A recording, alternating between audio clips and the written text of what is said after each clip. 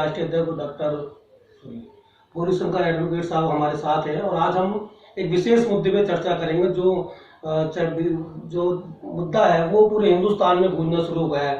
खासकर उत्तर प्रदेश के मुख्यमंत्री योगी आदित्यनाथ साहब जो है उस मुद्दे को हवा दे रहे हैं और उस पर बिल भी लेकर आ रहे हैं।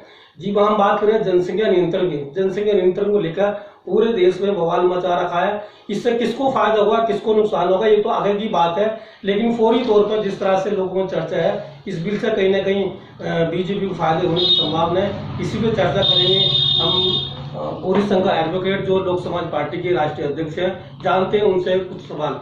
जी पहले तो हमारे चैनल में स्वागत है। नमस्कार जी। जिस तरह से धर्मांतर का कानून को लेकर आ रहे हैं, जनसंख्या नियंत्रण कानून को लेकर आ रहे हैं, तो वो किसको फायदा होने वाला और क्या बिल है? देखिए, जनसंख्या नियंत्रण सही मायने में देखा जाए तो जरूरी है और उस संदर्भ में कानून की कोई जरूरत नहीं है। लोगों को पहले जब आप शिक्षित कर देंगे और लोगों को समझ में आ जाएगा कि हमारे पास कम संसाधन है और कम संसाधन में इतनी जनसंख्या नहीं रहनी चाहिए, तो अपने आप लोग स्वतः जनसंख्या नियंत्रण पर लगाम लगाएंगे। ऐसे ही इमरजेंसी के काल में श्रीमती इंदिरा गांधी ने जब इमरजेंसी लगाया था तो उसी समय उनके पुत्र स्वर्गीय संजय गांधी ने जनसंख्या नियंत्रण के लिए अपना अभियान चलाया। कानून तो नहीं था लेकिन अभियान चलाया और उसको सख्ती से निपटने के लिए किए थे, जिसमें उसका परिणाम ये हुआ कि अगर ये नसबंदी कानून नहीं लाए होते तो आपातकाल पर शायद सरकार को, जनता पार्टी की सरकार को इतनी बहुमत मिलती, लेकिन इस नसबंदी के कारण उनकी कांग्रेस की सरकार चली गई और जनता पार्टी को अपूर्व बहुमत मिला। तो ये योगी आदित्यनाथ सही माने में भगवा रंग पहन करके इनको अपनी मर्यादा और जिसको ये बहुत प्रचारित करते हैं सरकारी धन पर मर्यादा पुरुषोत्तम श्री राम, उनके आदर्शों से इनका कोई लेना देना नहीं है। वो इस समय जातिवादी व्यवस्था पर चल रहे हैं, राम राज्य व्यवस्था पर से कोई लेना देना नहीं है। वो उनका हर क्षेत्र में उनका शासन विफल हो गया है। सही माने में देखा जाए तो यूपी में कमजोर वर्ग की कोई सुनवाई नहीं है। जो सत्ता में हैं, जिस पार्टी के लोग सत्ता में, वो भी कुछ खास वर्ग के लोग, उन्हीं की सुनवाई हो रही है, बाकी की सुनवाई नहीं हो रही है। पूरे प्रदेश में जनता शासन को बदलने को तैयार है, इसलिए लोगों का ध्यान बदलने के लिए, बांटने के लिए, महंगाई से, बेरोजगारी से और जो सामाजिक समस्याएं उनसे हटाने के लिए जनसंख्या नियंत्रण कानून लाया गया है। नहीं, मेरा सवाल था कि इससे क्या फायदे होने वाले हैं और क्या नुकसान होंगे? देखिए, भारतीय जनता पार्टी कुछ भी कर ले उसको कोई फायदा नहीं होगा। हाँ, कुछ गिने चुने लोगों में ये जा करके या हर जगह जा करके प्रचार करेंगे, देखो मुसलमान की आबादी बढ़ाने में बहुत माहिर थे, उनको मैंने कंट्रोल कर दिया, वो विधायक नहीं, ये प्रधान नहीं बन पाएंगे, बीडीसी नहीं बन पाएंगे, जिला पंचायत सदस्य नहीं बन पाएंगे, और उनके लिए उनके खिलाफ मैंने बहुत किया। तो हिंदू में थोड़ा यदा कदा कुछ करेंगे, हालांकि वो भी कोई उनके झांसे में अब आने वाला नहीं है। जिस तरह से कहा कि 77 योजनाओं को फायदा नहीं मिलेगा, सरकारी नौकरी नहीं मिलेगी, निकाय चुनाव में जिला पंचायत चुनाव लड़ सकेंगे, तो वाकई क्या एक समुदाय को उससे विशेष नुकसान होगा? देखिए, अगर ये कानून लागू करते हैं तो हिंदू में भी बहुत ऐसे ग्राम प्रधान हैं, अभी आज इस समय बीडीसी हैं और जिला पंचायत सदस्य के साथ जिला पंचायत अध्यक्ष और ब्लॉक प्रमुख हैं, जिनके पास 2 से ज्यादा बच्चे हैं, तो उन पर भी असर पड़ेगा।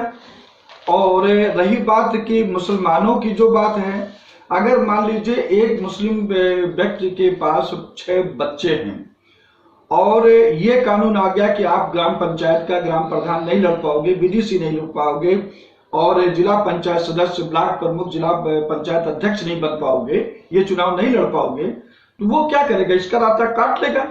अरे जो बच्चा 18, 19, 20, 25 साल का हो गया है और उसका अभी शादी हुआ है तो उसको खड़ा कर देगा और नाम वो अपना करेगा। हाँ, यह अभी जहाँ महिला रिजर्वेशन था तो वहां पर लोग अपनी बीबी को खड़ा कर दिया, अपने काम कर रहे हैं। इससे कुछ नहीं हल होने वाला है। इससे जनसंख्या नियंत्रण के लिए बिना कानून के माध्यम से सरकार लोगों को पहले शिक्षा प्रोवाइड करती, शिक्षा देती। शिक्षा के प्रति जब उनका रुझान हो जाता, वो समझते, पढ़ लिख ले जाते कि भाई नहीं, ज्यादा जनसंख्या जरूरी नहीं है। अभी मैं कई मुस्लिम परिवारों को ऐसा देखा हूं जो कि उनकी उम्र 55-60 के आसपास पहुंच रही है और उनके पास 2 ही बच्चे हैं। कई मुस्लिम परिवारों को ऐसा देखा हूं, क्योंकि उनमें जागरूकता कि भाई इतने बच्चे क्या करेंगे, हमारे पास इतना साधन है और जब हम बच्चों को पढ़ा लिखा नहीं पाएंगे तो इससे क्या करेंगे। तो मुस्लिम परिवार में बहुत सारे लोग जागरूक हो गए, वो जनता नियंत्रण के प्रति सतर्क हो गए हैं। जिस तरह से इस कानून के बाद में हिंदू संगठन भी इसका विरोध शुरू कर रहा है, मुस्लिम समुदाय तो दबीबाद में कर रहे हैं, तो क्या वाकई ये हिंदू के विरोधी कानून है? देखिए, वो योगी जी इसको पूरे प्रदेश में मुस्लिम विरोधी कानून तो ये प्रचारित करेंगे कि देखिए मैंने उनको एकदम ब्लॉक कर दिया, उनको अधिकार को कर दिया, उनको नौकरी नहीं मिलेगी। नौकरी है कहाँ? सरकारी नौकरी तुम निजीकरण के नाम पे खत्म कर दिए हो, नौकरी है कहाँ? अब रही बात प्राइवेट में तुम्हारा ये कानून लागू नहीं होगा। और वैसे भी कि इसमें लाभ हानि का जो है, भारतीय जनता पार्टी को इससे एक कुछ भी नहीं होगा। चाहे 2022 का चुनाव है, 2024 लोकसभा का चुनाव है, जनता, यूपी की जनता नहीं पूरे देश की जनता ये मूड बना चुकी है कि भारतीय जनता पार्टी इस देश के लिए, इस देश की बेरोजगारी के लिए, महंगाई के लिए और अन्य सामाजिक समस्या के लिए ये बहुत ही खतरनाक है। इनको सत्ता में आप कोई नहीं रखेंगे और एक बार जहां बीजेपी गई तो आने वाले 100-200 साल तक इनको बीजेपी को सत्ता नसीब नहीं होगा। जिस तरह से उन्होंने बड़े बड़े होर्डिंग और पोस्टर लगाए कि 4 लाख लोग सरकारी नौकरी, 4 लाख युवाओं को दिए और आगे भी नौकरी देंगे, उसका देखिए अभी मैं इस पर यही कह रहा था कि योगी को एटलीस्ट वो धार्मिक व्यक्ति है, धर्म को जो मानता है, धर्म को जो रास्ते पर चलता है, धार्मिक गुरु है, उसको कभी भी गलत आचरण या झूठ नहीं बोलना चाहिए, क्योंकि उसकी एक गरिमा है।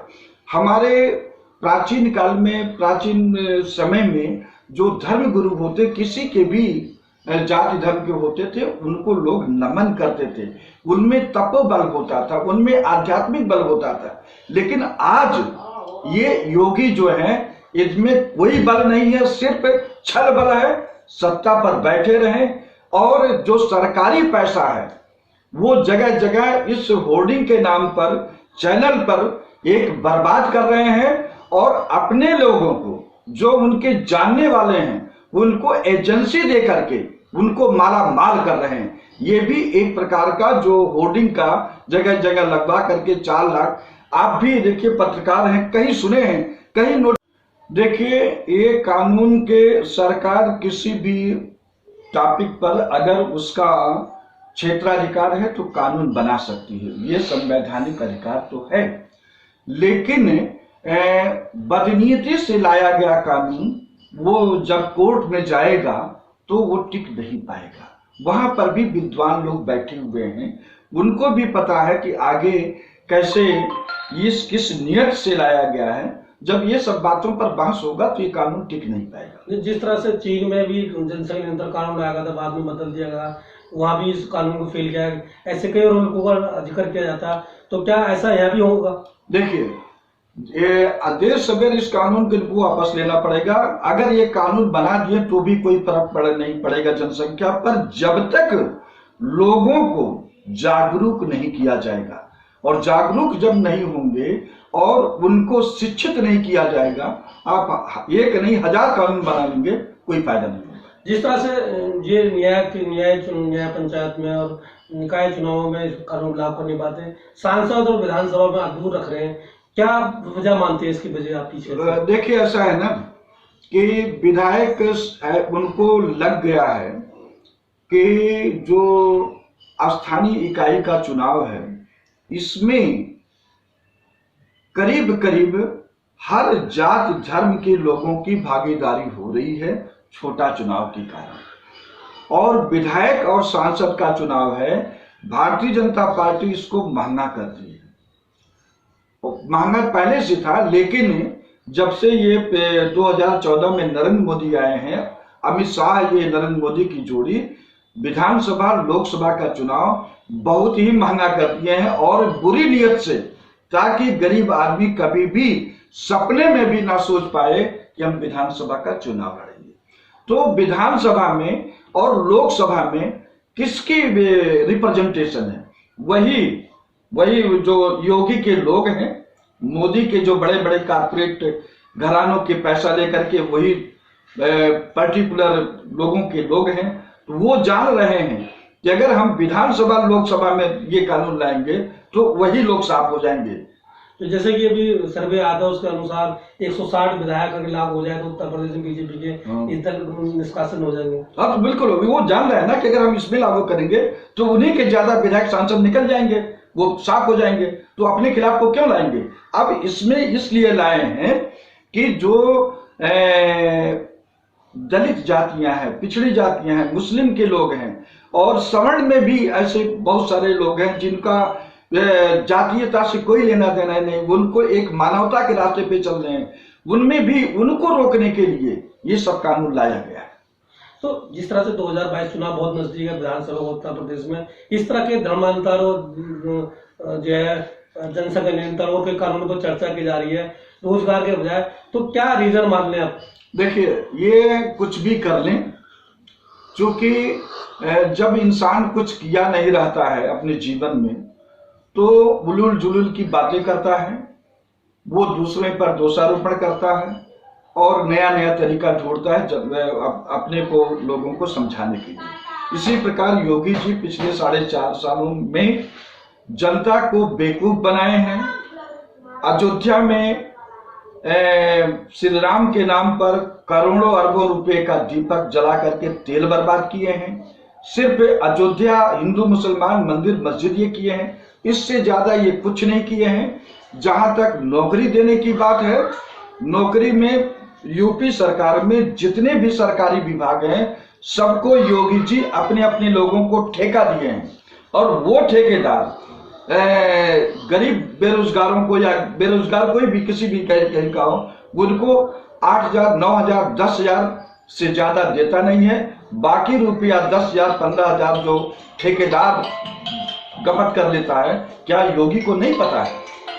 ये सब उनको पता है। अच्छा, मेरा एक सवाल जी, जिस तरह से जो विधानसभा चुनाव 2022 में आप भी चुनाव हुआ लड़ेंगे, तो आपका गठबंधन रहेगा या अपने दम पर चुनाव लड़ेंगे? देखिए, अभी तक हमारी पॉसिबिलिटी है कि हम अलग चुनाव लड़ेंगे, लेकिन हमको लग रहा है कि सितंबर 2021 पार करते करते जो स्थानीय पार्टियां हैं उनको गठबंधन के लिए आना पड़ेगा।